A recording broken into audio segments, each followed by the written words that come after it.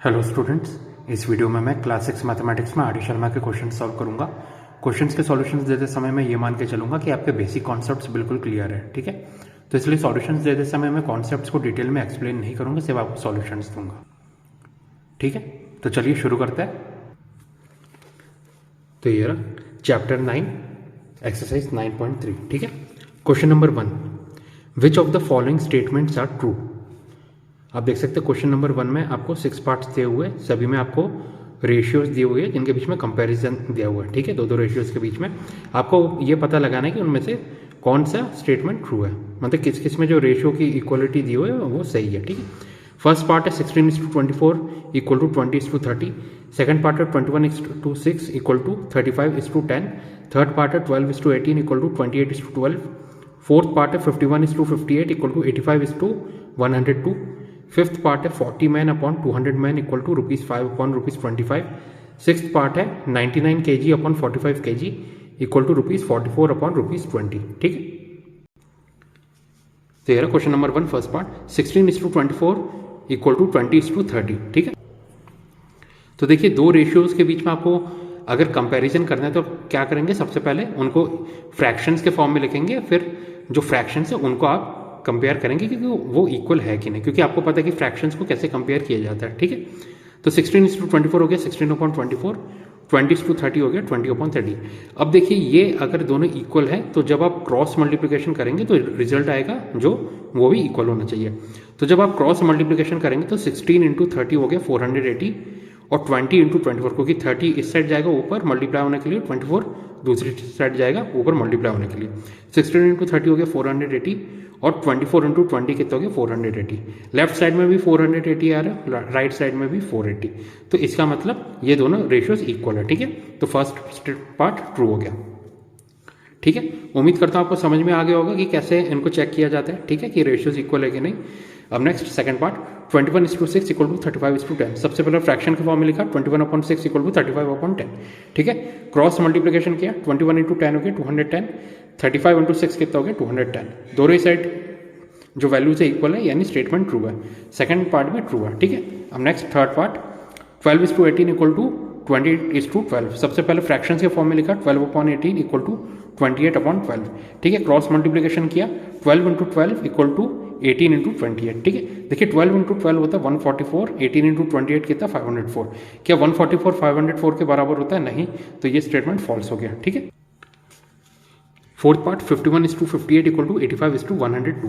देखिए तो सबसे पहले फ्रैक्शन का फॉर्म लिखा 51/58 85/102। अब देखिए इसमें अगर आप क्रॉस मल्टीप्लिकेशन करेंगे तो बहुत बड़ा आंसर आ जाएगा, ठीक है, और बहुत ज़्यादा आपका टाइम लगेगा। तो मैंने क्या किया, सबसे पहले 85/102 को उनके सिंपलेस्ट फॉर्म में कर दिया, ठीक है।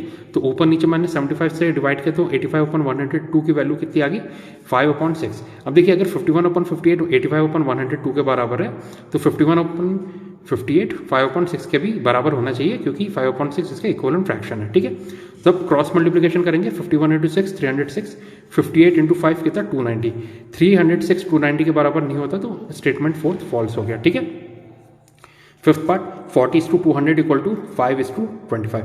40/200 कितना होता है, सिंपलेस्ट फॉर्म में 1/5, ठीक है। फ्रैक्शन 5:25 को फ्रैक्शन फॉर्म लिखा 5/25, उसको सिंपलेस्ट फॉर्म में किया 1/5। दोनों का ही जो सिंपलेस्ट फॉर्म है फ्रैक्शन का वो 1/5 आ रहा है, इसका मतलब दोनों रेशियोज इक्वल है। तो फिफ्थ स्टेटमेंट ट्रू हो गया। सिक्स्थ 99:45 इक्वल टू 44:20, ठीक है। 99/45 का सिंपलेस्ट फॉर्म में लिखा 11/5, 44/20 को सिंपलेस्ट फॉर्म में कन्वर्ट करेंगे 11/5, ठीक है। 11/5 11/5 दोनों 5 मतलब दोनों साइड आ रहा है, तो इसका मतलब दोनों रेशियोज इक्वल है। तो स्टेटमेंट 6 भी ट्रू हो गया, ठीक है। तो क्वेश्चन 1 कंप्लीट हुआ। Next question number 2, find which of the following are in proportion, ठीक है। तो क्वेश्चन 2 में आप देख सकते हैं 3 पार्ट है, तीनों में 4 नंबर दिए हुए, आपको पता लगाने कि इनमें से कौन से जो नंबर्स है वो प्रोपोर्शन में है। आपको पता प्रोपोर्शन, अगर कोई भी 4 नंबर प्रोपोर्शन में होता है तो वो कैसे पता चलता है, पहले 2 का रेशियो तीसरे और चौथे नंबर के रेशियो के बराबर होना चाहिए, ठीक है।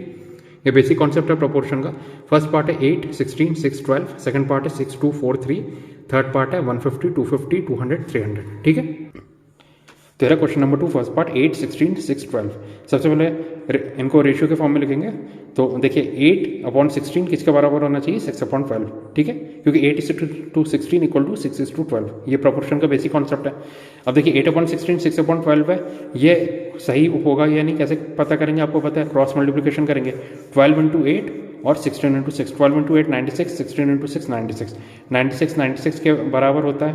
तो ये फर्स्ट पार्ट ट्रू हो गया, यानी ये चारों नंबर प्रोपोर्शन में है, ठीक है।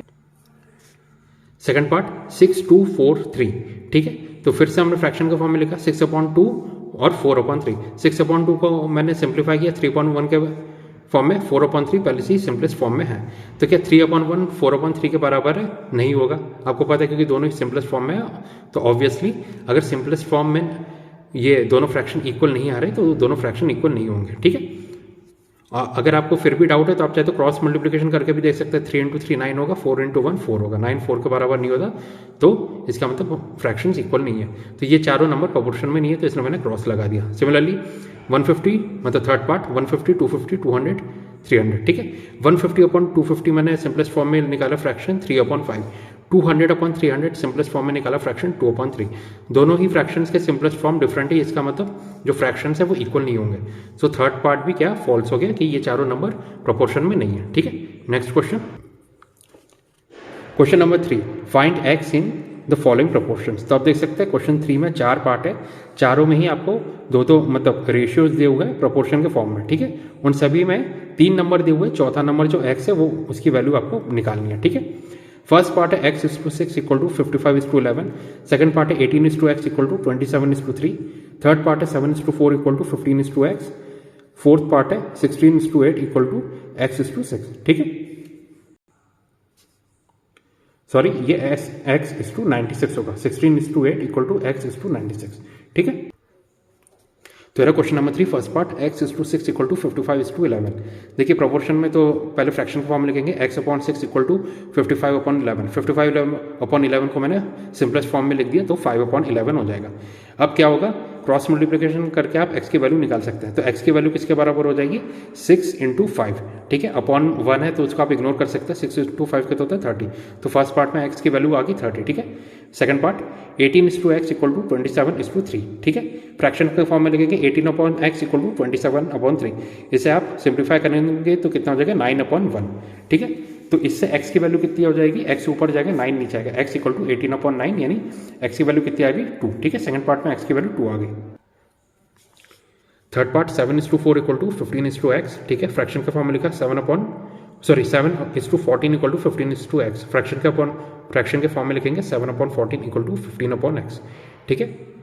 7/14 का सिंपलेस्ट फॉर्म कितना हो जाएगा? 1/2, ये 15/x के बराबर हो जाएगा। तो x की वैल्यू कैसे आएगी? x ऊपर जाएगा, ठीक है, और 2 भी इस साइड जाएगा, मतलब क्रॉस मल्टीप्लिकेशन हो रहा है। x × 1 x होता है, ठीक है, और यहाँ पे 15 × 2 30, यानी थर्ड पार्ट में x की वैल्यू आ गई 30, ठीक है। अब fourth part 16/8 equal to x/96। Fraction के फॉर्म में लिखेंगे 16/18 इक्वल टू x/96। तो इससे x की वैल्यू कितनी आ जाएगी? 16/18 × 96, ठीक है।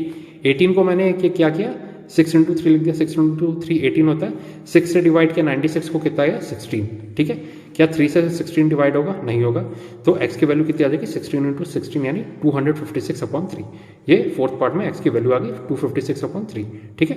Next question, question number 4, set up all proportions from the numbers 9, 150, 105, 1750, ठीक है। सो क्वेश्चन 4 में आपको 4 नंबर दिए गए हैं, 9, 150, 105, 1750। इन चारों नंबर से आपको क्या करना है? सभी पॉसिबल प्रोपोर्शंस आपको बताना है, ठीक है, कि इन चारों नंबर से कैसे कैसे प्रोपोर्शंस बन सकते हैं, ठीक है। तो यह क्वेश्चन नंबर 4, 9, 150, 105, 1750। सबसे पहली पॉसिबिलिटी क्या हो रही है? 9:150 इज मतलब प्रोपोर्शनल टू 105:1750, मतलब इन दोनों का 9:150 का रेशियो किसके बराबर हो जाएगा? 105:1750, ठीक है। अगर पहला प्रोपोर्शन बन गया तो बाकी प्रोपोर्शन भी बहुत ही इजीली आ जाएंगे। कैसे? 9:150 इज प्रोपोर्शनल टू 105:1750। अब रेशियो को मैंने रिवर्स कर दिया, मतलब 150:9 किसके प्रोपोर्शन में होगा? 1750:105, ठीक है। तो ये तो 2 रेशियोज और पहले ही आ गए, ठीक है। अब बाकी के कैसे करेंगे? मैंने 150 और 105 के प्लेस इंटरचेंज कर दिया, क्योंकि ठीक है, क्यों? मतलब कैसे हुआ, क्योंकि आपको पता 9:150 बेसिकली क्या होता है 9/150 होगा, है ना, और उसकी वैल्यू किसके बराबर होगी 105/1750। तो 150 को डिनोमिनेटर से मैंने दूसरी साइड न्यूमरेटर में ले गया और 105 को न्यूमरेटर से मैंने डिनोमिनेटर में ले गया, ठीक है, इनकी पोजीशन इंटरचेंज हो गई। तो ऐसे ही जो थर्ड प्रोपोर्शन है वो आया 9:105 इज प्रोपोर्शनल टू 150:1750, ठीक है। उम्मीद करता हूँ आपको समझ में आ गया होगा, ठीक है। यहाँ पे मैं नीचे लिख भी देता हूँ कैसे, देखिए 9/105 इक्वल टू क्या है 150/1750। सो बेसिकली मैंने क्या किया, इन दोनों की जो पोजीशन थी आप इंटरचेंज कर सकते हो उससे भी, क्योंकि प्रोपोर्शन सेम रहेगा, ठीक है। तो वही था, पहले क्या था 150 नीचे था 105 ऊपर था, मैंने क्या किया दोनों की पोजीशन इंटरचेंज कर दी। सो ये 9:105 इज प्रोपोर्शनल टू 150:1750। तीसरा आ गया, तब चौथा भी आ जाएगा, कैसे, इनको रिवर्स कर दीजिए, यानी 105:9 इज प्रोपोर्शनल टू 1750:150, ठीक है। तो ये चार पॉसिबल प्रोपोर्शन बन देते हैं, ये चारों मैंने आपको बता दिया, ठीक है। सो क्वेश्चन 4 के चारों जो मतलब सभी पॉसिबल प्रोपोर्शनल थे वो सभी मैंने आपको बता दिए, ठीक है। उम्मीद करता हूँ आपको समझ में आ गया होगा कैसे आया, ठीक है। नेक्स्ट क्वेश्चन,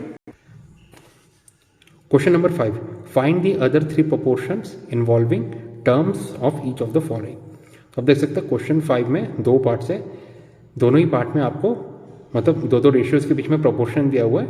अब आपको क्या करना है कि जो रेशियोज है गिवन रेशियोज से उनसे आपको और भी जो 3 पॉसिबल प्रोपोर्शंस बन रहे हैं वो आपको बताने हैं, ठीक है।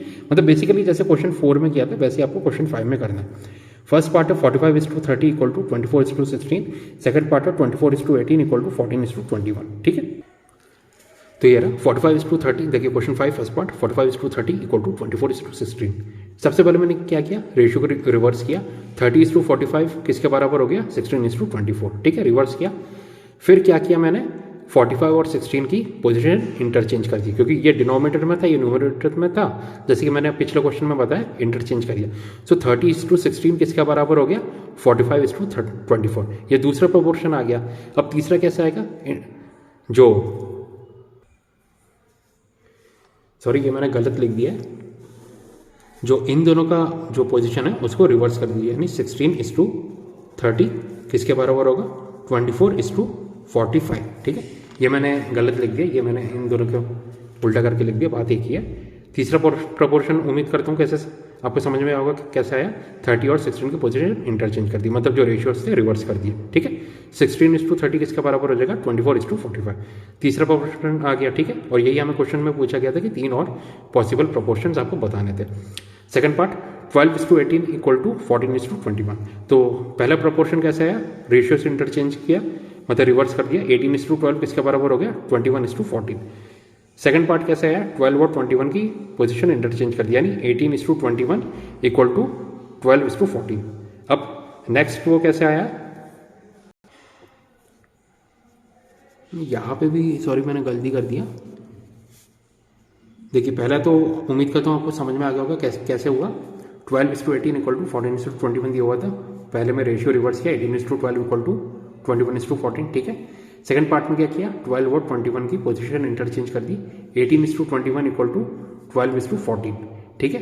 थर्ड पार्ट में क्या होगा, इस रेशियो को रिवर्स कर दीजिए, यानी 21:18 इक्वल टू 14:12, ठीक है। रेशियो रिवर्स करने से आगे आपका थर्ड प्रोपोर्शन, ठीक है। तो ये सेकंड पार्ट भी हो गया। अब next question, question number 6, if 4x, 9 are in continued proportion find the value of x, ठीक है। सो क्वेश्चन 6 में आपको दिया हुआ है कि 3 नंबर है 4x और 9, ये क्या है कंटिन्यूड प्रोपोर्शन में, ठीक है, और आपको x की वैल्यू निकालनी है, ठीक है। तो ये क्वेश्चन नंबर 6, 4x और 9 आपको पता है प्रोपोर्शन में, इसका मतलब क्या है, अगर जब भी 3 नंबर प्रोपोर्शन में होता है तो क्या होता है आपको पता है, रेशियो कैसे कंपेयर किया जाता है, 4/x किसके बराबर हो जाएगा x/9। बेसिकली क्या होता है a, b, c अगर प्रोपोर्शन में है सो जो बीच वाला नंबर है वो 2 बार आएगा, यानी a, b, c क्या होंगे प्रोपोर्शन में होंगे, यानी a/b इक्वल टू b/c, ये मतलब बेसिक कॉन्सेप्ट है, ठीक है। सो वही मैंने यूज किया basic concept, 4/x equal to x/9। Cross multiplication होगा, x इंटू एक्स किसके बराबर हो जाएगा 4 × 9, x इंटू एक्स क्या हो गया x², 4 × 9 36 किसका स्क्वायर होता है 6 का स्क्वायर होता है। एक्स स्क्वायर की वैल्यू 6 स्क्वायर के बराबर है, यानी एक्स की वैल्यू किसके बराबर होगी 6, ठीक है। क्वेश्चन 6 में एक्स की वैल्यू आई 6, ठीक है। Next question number 7, if in a proportion the first, second and fourth terms are 32, 112 and 217 respectively, find the third term। So question 7 simple है, आपको 4 नंबर्स है प्रपोर्शन में, उनमें से पहला नंबर, दूसरा नंबर और चौथा नंबर दिया हुआ है, ठीक है। क्या है 32, 112 एंड 217। अब आपको तीसरा नंबर निकालना है, ठीक है। तो ये रहा क्वेश्चन 7। देखिए थर्ड जो तीसरा नंबर है उसे मैंने x एज्यूम कर लिया। अब देखिए पहला नंबर 32 है, दूसरा नंबर 112, तीसरा x, चौथा 217। तो आपको पता है प्रोपोर्शन कैसे कंपेयर किया जाता है, 32/112 इक्वल टू x/217। तो x की वैल्यू किसके बराबर हो जाएगी 32/112 इंटू 217, ठीक है। सो 112 को 7 से डिवाइड करेंगे तो कितना आएगा 16, 217 को 7 से डिवाइड करेंगे तो कितना आएगा 31, ठीक है। अब 16 से मैंने 32 को डिवाइड किया तो कितना आ गया 2। सो x की वैल्यू कितनी आई 2 इंटू 31 यानी 62। क्वेश्चन 7 में x की वैल्यू आ गई 62, ठीक है। उम्मीद करता हूं आपको समझ में आ गया होगा कि x की वैल्यू मैंने कैसे निकाली, ठीक है। Next question number 8, show that the following numbers are in continued proportion, ठीक है। क्वेश्चन 8 में आपको 3 पार्ट है, तीनों में आपको 3-3 नंबर दिए हुए हैं। आपको ये प्रूफ करना है कि ये जो नंबर्स है ये कंटिन्यूड प्रोपोर्शन में है। अभी मैंने क्वेश्चन 6 में आपको बताया था कि कंटिन्यूड प्रोपोर्शन की बेसिक रिक्वायरमेंट क्या होती है, ठीक है। सो फर्स्ट पार्ट है 36, 90, 225, सेकंड पार्ट 48, 60, 75, थर्ड पार्ट है 16, 84, 441, ठीक है। तो ये रहा क्वेश्चन नंबर 8 फर्स्ट पार्ट 36, 90, 225। तो अगर प्रोपोर्शन में है तो 36/90 किसका बराबर हो जाएगा 90/225। क्रॉस मल्टीप्लिकेशन किया 36 इंटू 225 किसके बराबर होना चाहिए 90 इंटू 90। देखिए 90 इंटू 90 इक्वल टू 8100, 36 इंटू 25 भी किसके बराबर होता है 8100। 8100 के बराबर है, इसका मतलब ये प्रूफ हो गया कि ये नंबर्स प्रोपोर्शन में, ठीक है। सेकंड पार्ट 48, 60, 75, फिर से प्रोपोर्शन में प्रूफ करना है तो 48/60 किसके बराबर होना चाहिए 60/75, ठीक है। क्रॉस मल्टीप्लिकेशन किया 48 इंटू 75 किसके बराबर होना चाहिए 60 इंटू 60, 60 इंटू 60 3600, 48 इंटू 75 भी कितना आ रहा है 3600 की इक्वल है। इसका मतलब ये प्रूफ हो गया कि जो सेकंड पार्ट में जो नंबर्स है 48, 60, 75 ये प्रोपोर्शन में है, ठीक है। थर्ड पार्ट 16, 84, 441, ठीक है। प्रोपोर्शन में प्रूफ करना है तो 16/84 इक्वल टू 84/441। अब देखिए 16 इंटू 441 मतलब क्रॉस मल्टीप्लिकेशन किया 16 इंटू 441 किसके बराबर होना चाहिए 84 इंटू 84। अब देखिए इसको आप मल्टीप्लाई करने आएंगे तो बहुत टाइम लग जाएगा, तो मैंने 84 इंटू 84 को ऐसे ही रहने दिया। 16 और 441 को मैंने स्प्लिट कर लिया। 16 होता है 4 इंटू 4 और 441 किसके बराबर होता है 21 इंटू 21, ठीक है। 21 इंटू 4 होता है 84, 21 इंटू 4 84। सो लेफ्ट साइड में भी 84 इंटू 84 है, राइट हैंड साइड में भी 84 इंटू 84, दोनों ही बराबर है। इसका मतलब प्रूफ हो गया कि 16, 84 और 441 के प्रोपोर्शन में, ठीक है। Next question number 9, find the ratio of the length of a school ground to its width, sorry फिर से पढ़ता हूँ। क्वेश्चन नंबर 9 है the ratio of the length of a school ground to its width is 5:2, find the length if the width is 40 meters, ठीक है। So question 9 में आपको एक स्कूल ग्राउंड की लेंथ और विड्थ का रेशियो दिया हुआ है 5:2। आपको लेंथ का मतलब पता लगाना है, अगर विड्थ कितनी है 40 मीटर्स, ठीक है। तो यार क्वेश्चन नंबर 9 देखिए लेंथ इज टू विड्थ कितना है 5:2, विड्थ कितना है 40 मीटर्स। तो लेंथ अपॉन विड्थ आपको दिया हुआ किसके 5/2 के बराबर। अब देखिए लेंथ तो हमें निकालनी है, विड्थ कितनी है 40 मीटर्स, ठीक है। तो इससे आप लेंथ कैसे निकालेंगे 40 मीटर्स ऊपर जाएगा, तो यानी 5/2 मल्टीप्लाइड बाय 40 मीटर्स। 2 से डिवाइड किया 40 को कितना आया 20, 20 इंटू 5 100। सो क्वेश्चन 9 में लेंथ कितने आ गई 100 मीटर्स, ठीक है। Next question 10 the ratio of the sale of eggs on a Sunday to that of the whole week of a grocery shop was 2:9। If the total sale of eggs in the same week was ₹360, find the sale of eggs on Sunday, ठीक है। So basically question 10 में आपसे ये बोल रहा है कि अगर आप एक्स की सेल की बात करें तो संडे को जितनी सेल हुई और होल वीक मतलब पूरे वीक में जितनी सेल हुई उसका रेशियो निकालेंगे तो कितना रेशियो दिया है 2:9।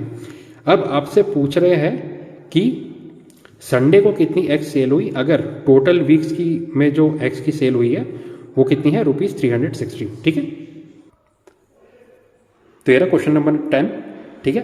देखिए संडे इज टू वीक, मतलब एक्स की सेल की बात कर रहा हूँ, संडे इज टू वीक कितना है 2:9, और वीक की सेल कितनी है ₹360, हमें संडे का निकालना है। तो देखिए संडे अपॉन वीक, ठीक है, इसकी वैल्यू कितनी हुई है 2/9, संडे की वैल्यू निकालनी है, वीक की सेल कितनी है ₹360, संडे, इससे संडे की सेल आ जाएगी कैसे, संडे की वैल्यू कितनी आ जाएगी 2/9 मल्टीप्लाइड बाय 360, 360 ऊपर जाएगा तो मल्टीप्लिकेशन होगा, ठीक है।